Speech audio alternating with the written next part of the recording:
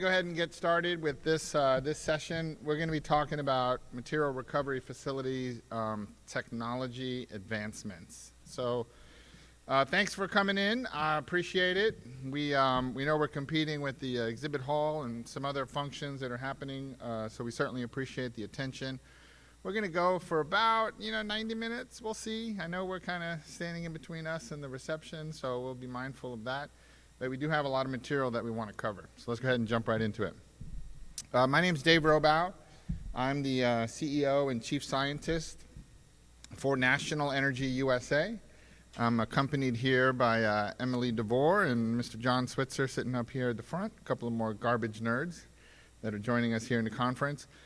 I'm going to introduce my panel starting with the far right, Mr. Scott Chase, who is the Business Development Sales Director for AMP Robotics. Thank you for coming. And Mr. Rusty Angel with MachineX, who is the Eastern Region Sales Manager. Did I get that right? Okay, awesome. So I think what I'm going to do is I have some information that I want to share with you, but I also want to keep it entertaining. I know that it's a long day, so I'm trying to kind of maybe mix it up a little bit. So what I thought I would do is I would turn my presentation into a bit of a game show. So I'm going to use one of my favorite game shows, which is Jeopardy, and I'm going to take a lot of the content that I'm going to share with you today, but I'm going to modify it to a presentation called Planet in Jeopardy. So I'm an environmental scientist, like I mentioned, so I come to this from a little bit of a different angle. There's a lot of technology companies, policymakers, elected officials. As an environmental scientist, I look at the impacts of not doing all of the things that we're all here to do. So I look at the focus on landfills and their impacts on the environment and on public health. So with that, let's get started with our game. Our first category is history of garbage. Our next category is what could possibly go wrong, which is kind of what I was thinking when I decided to change my PowerPoint into a game show. So let's see how it goes. The next category is things that start with P. How many Jeopardy fans are there? You guys at least familiar with the show? Okay, at least familiar. I like how the network always follows up Jeopardy with Wheel of Fortune for all those people that feel like dumb. And then you get to Wheel of Fortune, you're like, oh, I got this one.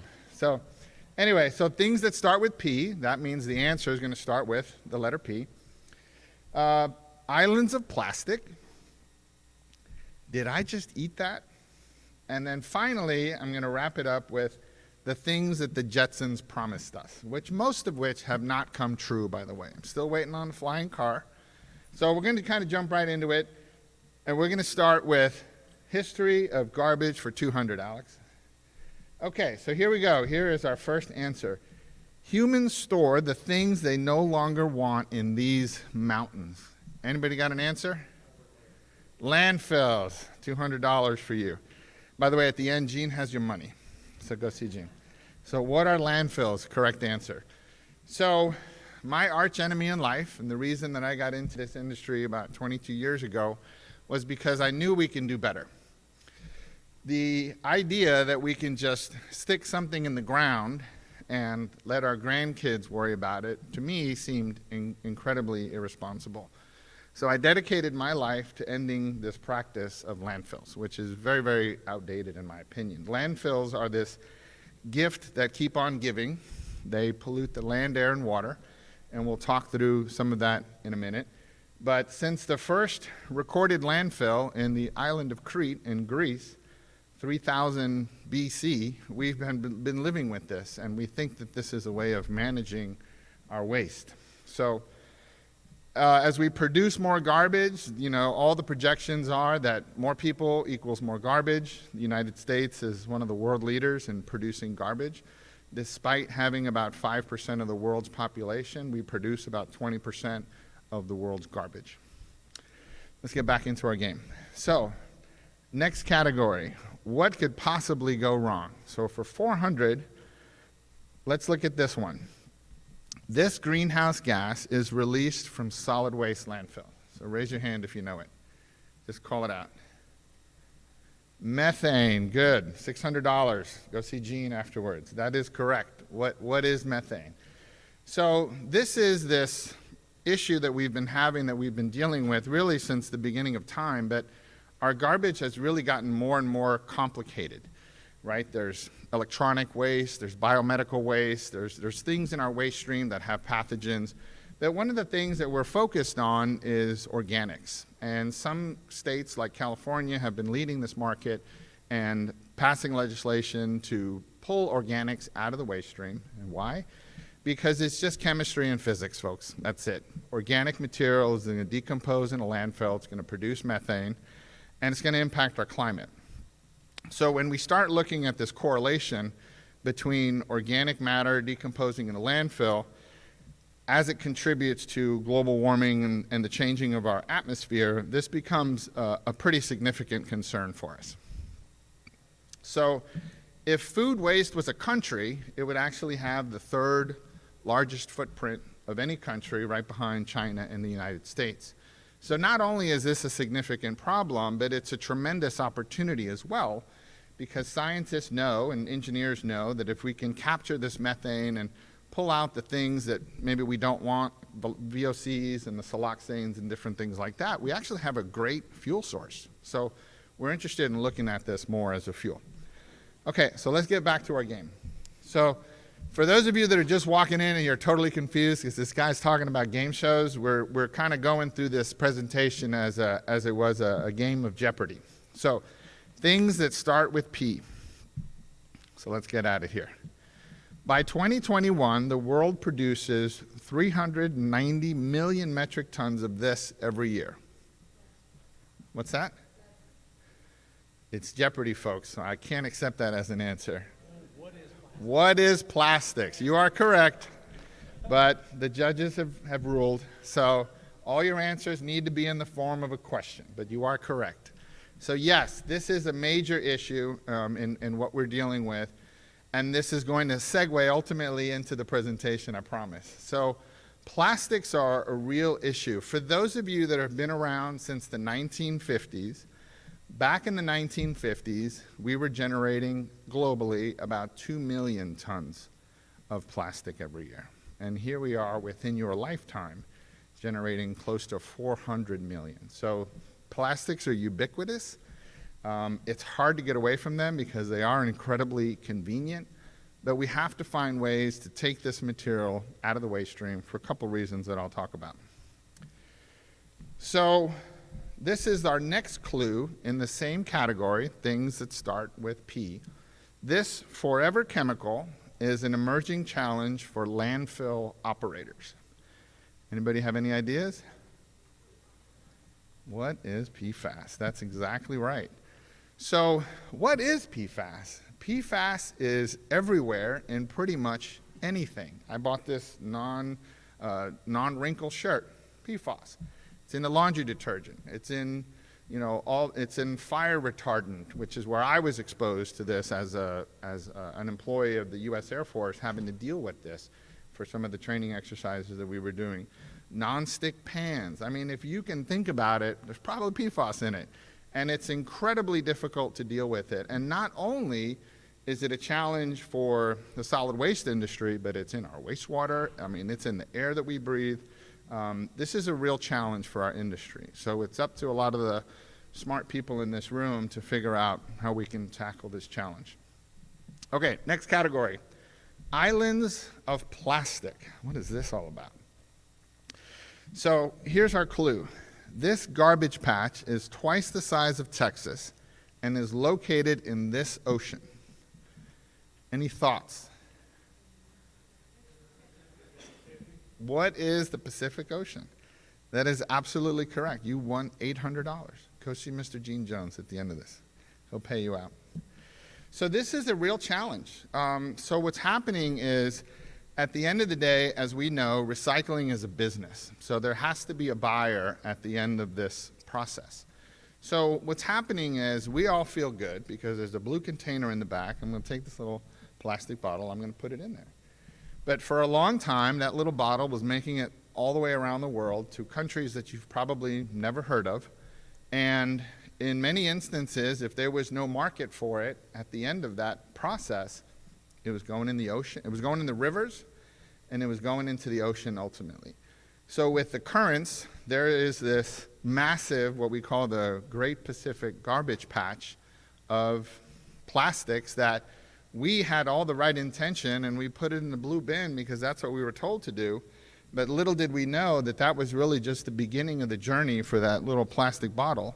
And here it ends up in some little village in Sri Lanka, and some 12-year-old sorting through this material, and then ultimately it ends up in the Pacific Ocean. So now we have to deal with this as an unintended consequence. So why is that? I think my personal opinion is you can't outsource recycling to third world countries. Number one, it's irresponsible.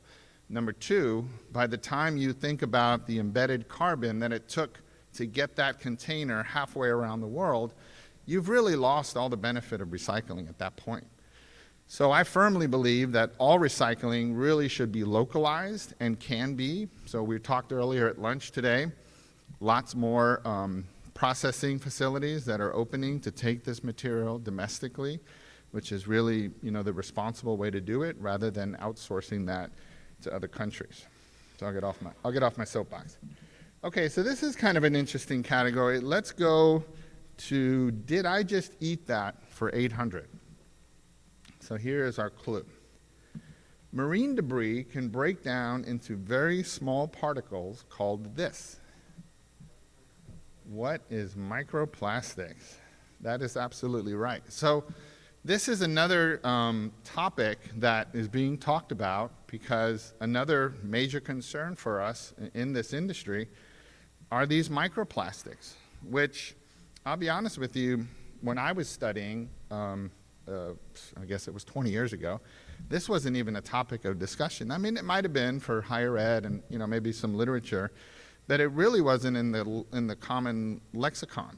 And that's because it's fairly relatively new in that this process that's happening, and we're now starting to study it, we're now starting to understand it a little bit better. And let me see if I can help you kind of visualize this graphically. So again, it's one of these things where the material, it's in our laundry detergents, it's in a lot of the different things that we use every day. It ends up going into the aquatic environment. It bioaccumulates in the tissue of marine species, and then it goes up the food chain. So you can see, they got a little top of that graph kind of cut off. I don't know if that's metaphorically saying we're chopping our own heads off or not, but anyway, so these microplastics are working their way up the food chain and creating lots of issues from a human health perspective. There's a statistic out there, and I hate to even recant this statistic because I'm not even sure if it's true, but I've heard it several times where we eat about a credit card worth of plastic. I mean, that's just like amazing to think about, but these microplastics are making their way into the food chain. So what's happening is, if you remember that graphic that I showed you earlier with the garbage patch out in the Pacific Ocean, these plastics are breaking down just through regular processes with ultraviolet light, and it's creating these microplastics, and they don't dissolve in the water column. So what happens is a lot of the marine mammals are uptaking this material, and it's creating issues for us in the food chain. So not only is it creating an issue in the environment, but these are things that we're ingesting in many instances. All right, so the Daily Double. This is the part where everybody's supposed to clap. You guys don't watch this show? It's the Daily Double. Come on. You got all these brainiacs on here, probably got shoved in lockers in high school. You got to clap when you see the Daily Double. Okay, so for $1,000, you know what? We're going to go risk it all. We're going to risk it all. We're going to risk it all on this last category, on things that the Jetsons promised us. So here's our last clue. This AI-powered cleaning robot appeared in the first episode of the Jetsons. Say it again? All right, I'll take it. Who is Rosie the robot? So if you remember, any Jetsons fans? Any? Okay, so all this technology is coming because George Jetson was born in 2022 on the show. So all this technology is coming. But this technology in particular, where we have AI-powered robots that are cleaning up our mess, is really the perfect segue into our conversation. See what I did there? See what I did? Okay. Whatever happened to the segue, by the way? I thought that was really cool technology. Anyway, so this whole topic of AI-powered robots is really what's bringing us to our subject matter experts here, which I'll turn it over in just a minute. But just think about, for those of us that have been in this industry for a long time, like over a decade, robots weren't talked about, a decade ago. This is kind of a new phenomenon, and I'm very curious to hear from our panel of experts as to the emergence of these robots, to try and figure out, is it the high cost of labor, for instance? Is it that, with policies like National Sword, we have to do a better job of cleaning up our recyclables? So I'm hoping that over the next, 45, 50 minutes or so, we'll get into a conversation. But the goal here, and the reason that I turned this into kind of an interactive introduction, was really I'm hoping to get a bit more, dialogue going with the audience, where it's not just somebody up here talking to you while your heads are buried in your phones. I see you back there. So this is really just designed to be more interactive. I don't mean to pick on anybody in particular. But the goal here, the reason we come to these shows and we take time away from our families and away from the office, is really to learn, to network, to engage with others, maybe have a couple of cocktails, later on hit a few golf balls. But that's the idea. So what I'd like to do is I first want to bring up Rusty. And Rusty's going to talk about his perspective for where the MRF industry is going and how we can implement some of these technologies into the industry. So Rusty, I'm going to turn it over to you.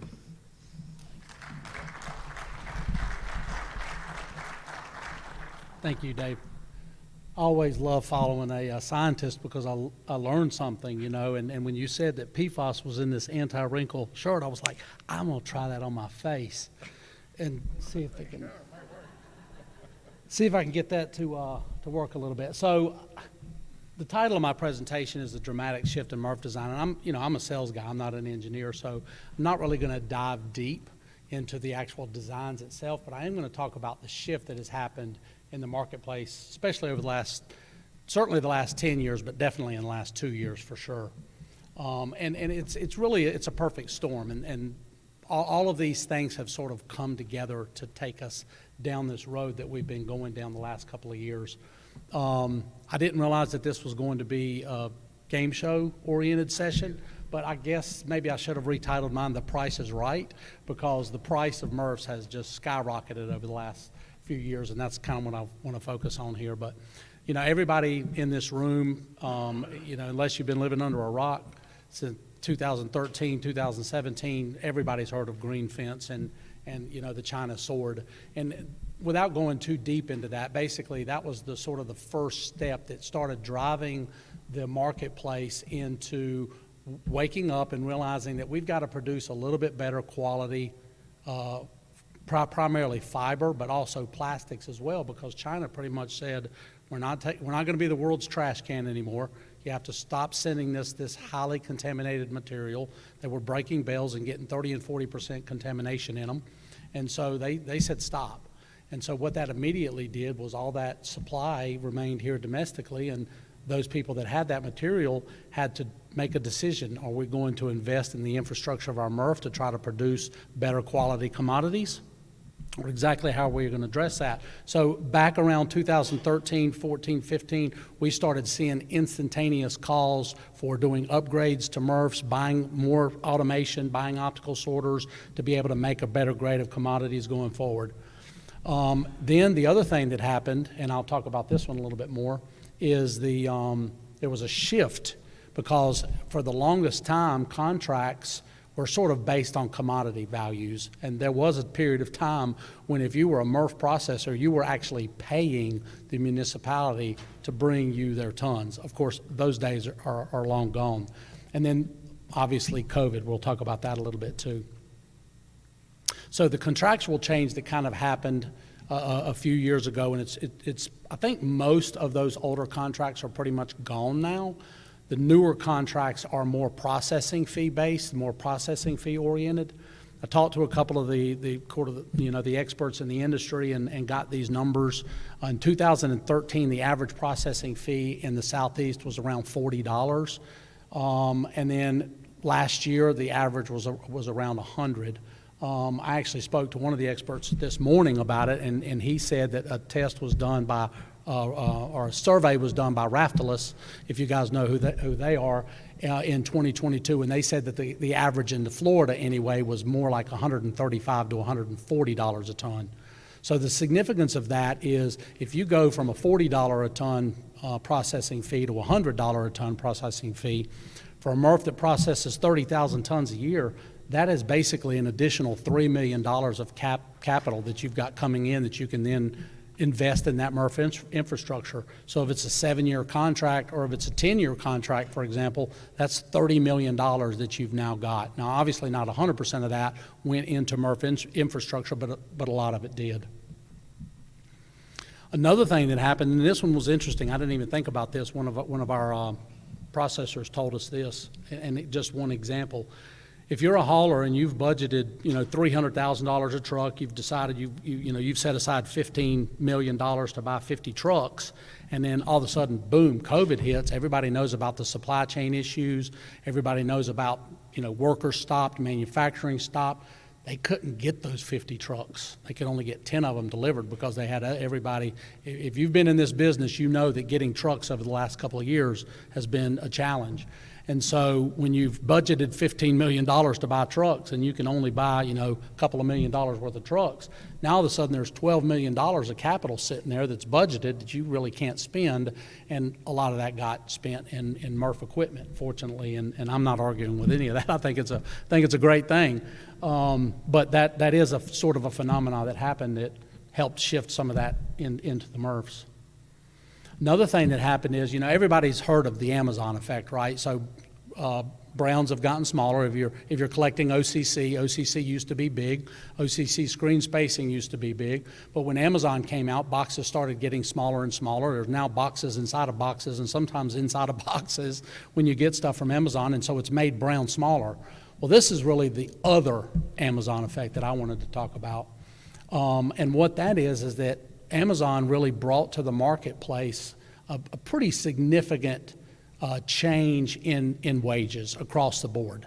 When you start seeing, McDonald's and Taco Bell offering signing bonuses for people to come work there, I'll be the first to admit I made like $500 one day because I went and filled out 10 applications at McDonald's and got $50, for each one of them. So it really put a tremendous amount of pressure on the MRFs just to try to be competitive in paying their sorters.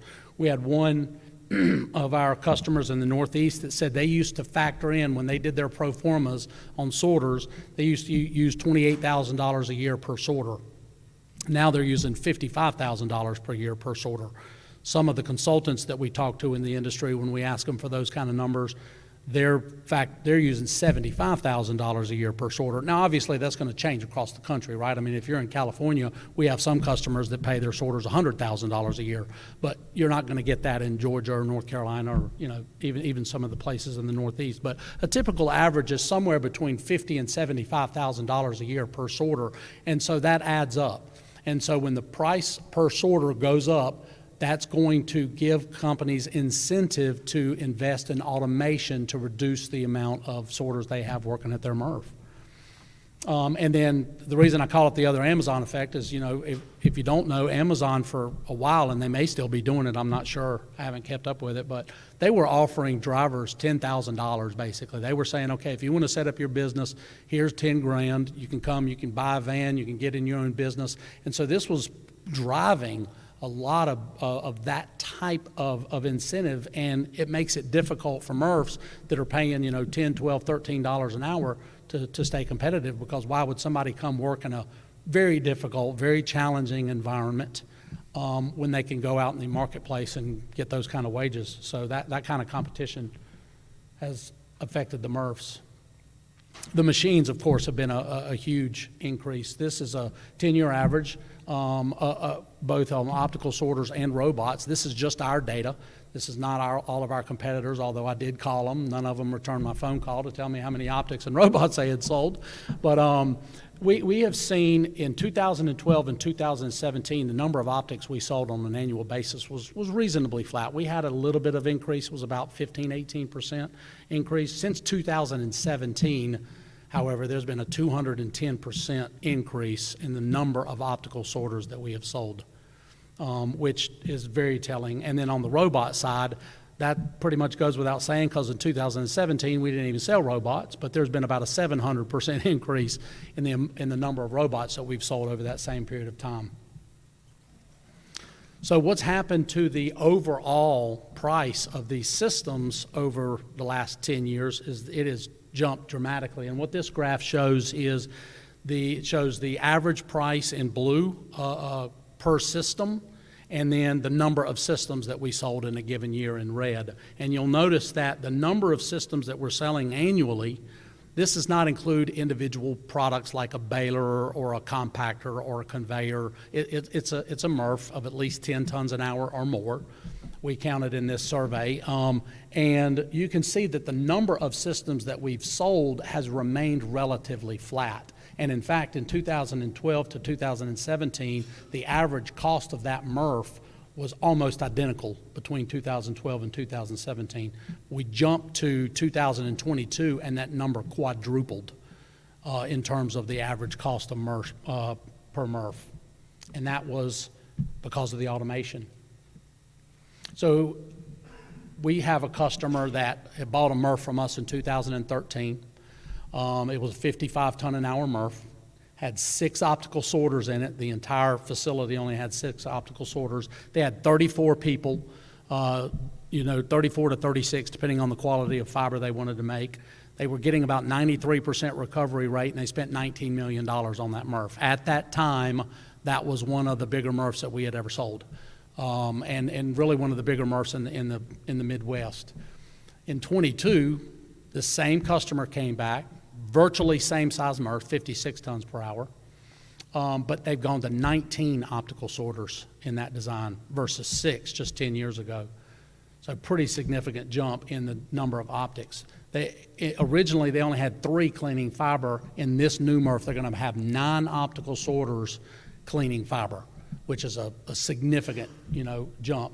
They're only going to have 10 to 12, maybe 14 sorters working on that line, and they're getting 96% recovery rate versus 93%. And in addition to getting 96% of the material, they're going to have 96% purity. So they are in effect using optical sorters to QC optical sorters. So it's a multiple step process where they're trying to get as many people out of there as possible. And out of those 10 sorters, the vast majority of those are going to be on the pre-sort, because that's kind of the most challenging area to eliminate sorters. We are working with some customers now that have been working for a couple of years to go after a zero sorter design. They want to develop a design. We've been working with, there's all kinds of devices out there on the marketplace. There's auger screens that we've heard about. There's trommels, these different types of things. And we're trying to get this to a zero sorter. It's tough, frankly, to get there because of the pre-sort and everything that's there, but that's where the industry is going. If we can get this down to, 0 sorters or 1 sorter or 2 sorter in the entire facility, then it drives automation, and obviously it's going to help control a lot of other factors. It's not just wages, right? I mean, there's a lot of factors that go into hiring people. You've got workers' compensation. You've got safety factors with people, running around up on the platform and possibly getting hurt, and then there's lawsuits. There's all kinds of things that you can avoid by having automation. But that's led to this explosion that we've seen. So what's kind of the conclusion here? So it's not just one thing that we can say has really driven this this price hike on the MRFs. It's a variety of factors. One is there's more automation. I just mentioned that. There's more optical sorters. There's more robots in the design. There's more vision systems in the design. We're doing an installation over in the UK right now where I think we've got about 18, 19 optical sorters and about 8 or 9 robots, and then we've got about 8 or 9 vision systems in there. And if you guys aren't familiar with a vision system is in effect a robot without the arm. It's just over the belt. It's acquiring data. And what that data does is it sort of gives that operator some feedback. Now, where I think this is heading long term is that data is then going to be able to fed back automatically into the upstream equipment, make adjustments to belt speeds and how optics are working and that kind of thing. But for now, it's just data acquisition for the operator, so that operator can look at that data and analyze it and then manually interact with that equipment to make adjustments to speeds or screen angles or whatever it happens to be to make the MRF run a little bit better. But we are definitely seeing significant jump in automation going in these designs. But not just more automation, but having more automation also improves the quality of the material that is being put out, because we all know the issues that we've seen with contamination. You know, contamination rates 15, 20 years ago were sometimes in the single digits, 10, 12%, 15% was not uncommon. Now we're hearing 25, 30, 40% contamination. That's a challenge. So we need automation to help overcome some of that. It's also improving the recovery. You know, every pound that we keep out of the landfill, this guy's life dream right here is to eliminate landfill, so every pound that we can keep out of the landfill makes his dream that much more real. And it reduces the manpower. I don't think anybody's real desire is to, you know, eliminate jobs. Nobody sets out to eliminate jobs, but the marketplace sort of dictates that's kind of what you have to do, though, because the marketplace is cannibalizing itself with the wages. And so we've got to have the automation in there, because these, you know, we're in business to make money, right? I mean, if you're not making profit, you're not going to stay in business. So just what it is. Steel prices jumped significantly the last couple of years. That has leveled somewhat for sure, but anybody that buys steels, anybody that buys trucks, anybody that has bought compactors or compactor cans, anything that's made out of steel, you know that the price of steel has jumped dramatically, and that's added to some of this as well. Labor rates have increased. We mentioned it earlier because of the fact that there's so much more competitive labor rates in the marketplace. It's driving the cost of sorters up. But also when we do installations, that costs more money. When there's electrical wiring, a lot of people don't realize how much goes into installing a big MRF. But for example, one thing I didn't even list on here was freight. Some of our MRFs are 100, 120, 130 truckloads of material going down the road. And when you start factoring in an extra $1 or $2 per gallon of gas over, 100 trucks that are traveling 2,000 miles, it adds up pretty quickly. So there's a lot of these factors that have gone into the price of these MRFs going up. And the days of the, $6, $8, $10 million MRF are gone. I mean, you can do a $6 or $8 million MRF, but it's going to be a little baby MRF that can do 5, 7, 8 tons an hour. These bigger MRFs, we're seeing more and more MRFs that are 25, 35, 40, even 50 tons an hour. And these MRFs are starting to jump in the 20, 25, $30 million range and higher. So that $7, $8 million MRF is kind of gone. But it's all been with its benefits as well too. I mean, like I said, improved quality, improved recovery, reduced manpower. I think it's good for the industry. It's certainly been good for me. So I'm happy to be a part of that as well. So I think that's all I've got. Yep, that's all I got. Okay. Thank you.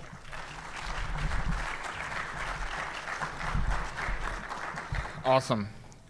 Yeah, it's like everything else. Technology is kind of getting into different sectors and stuff like. I never thought I'd check out my own groceries at Walmart, but apparently that's happening. So I'm gonna bring Scott. We're gonna do questions at the end, but by all means, if